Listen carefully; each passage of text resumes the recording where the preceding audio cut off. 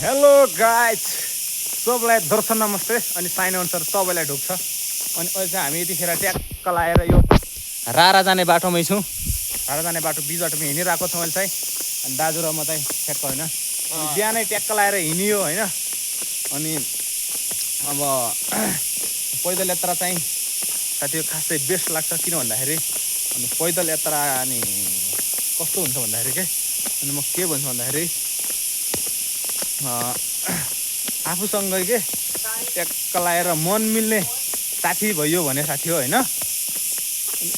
कुरा चाहिँ यस्तो मिल्ने भयो भनेर साथीहरू जतिसुकै दूरी जतिसुकै लामो यात्रा होस् के बाल छैन के यस्तरी कटिने रहेछ होइन यो यात्रा चाहिँ होइन। हाम्रो लगभग अहिले अनि बिहानै हिँड्यौँ अनि एकदम सोलोली मोसनमा एकदम सोलोली होइन। अनि एकदम यस्तो मिठापन कुरा गरेर होइन। अनि दाजु र म चाहिँ ट्याक्क लाएर हिँडेर आइयो। अनि गाह्रो नि भएको छ एकदम। अनि त्यही पनि अनि यात्रामा चाहिँ कुराहरू अनि एकदम मिल्ने भयो भने त यात्रा त झन् यति सजिलो होइन बाबा रे। अनि फेरि यात्रामा पैदल चल्दाखेरि जुन यस्तो यस्तो डाँडा काँडाहरू देखिने दामी दामी सिनहरू हेर्ने होइन यस्तो बेस्ट लाग्छ यस्तो बेस्ट लाग्छ होइन। अनि अनि कसलाई अनि यस्तो ठाउँहरूमा अनि जान अनि पैदल यात्रा गर्न होइन। अनि कसलाई मनपर्छ अनि प्रायः साथीहरूलाई चाहिँ अनि होइन अनि हिँडेरै भन्दा नि अहिले चाहिँ हिँडेरै त खासै प्रायः कोही सहिले नि हिँड्दैन होइन। प्रायः मान्छेहरू अनि सवारी साधनमै अनि आउने जाने गर्छन् होइन। ट्याक्क लाएर अनि हुँदा खानेहरू हामी चाहिँ यस्तै हो फेरि हुने खानेहरू कसरी जान्छन् यस्तो यस्तो ब्रान्डेड होइन। न्यू नयाँ कार ब्लेड बाइक होइन यस्तो ठाउँमा हिँड्छन्। अब हामी चाहिँ त्यस्तो छैनौँ होइन।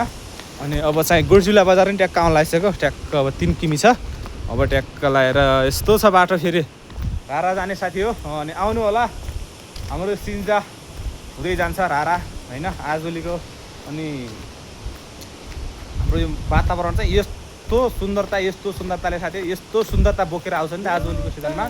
जताततै फुलहरू फुल्ने होइन हरियाली डाँडा पाखा पोखराहरू पाटनहरू यस्तो बेस्ट हुन्छ के। अनि हाम्रो यो लेकाली ठाउँहरूमा त झन् यस्तो हुन्छ साथी हो। अनि यस्तै छ। अनि त्यही भएर चाहिँ हामीले ट्याक्क लाएर यस्तो बाटोमा हिँडिरहेको छौँ। बेस रमाइलो भइरहेछ होइन गाइस। एकदम बेस्ट दामी फाइनली गाइस दामी welcome to the house. I am going to house. I am welcome in मामा घर। म इङ्ग्लिस मलाई मा कसम साथी हो भगवान् कसम मलाई फुट्टी आउँदैन के।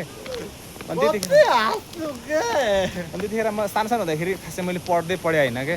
अनि खासै मैले पढिनँ होइन। अनि पढ्न चाहिँ पढेँ साथीहरूसँग चाहिँ गएँ स्कुल गएँ होइन।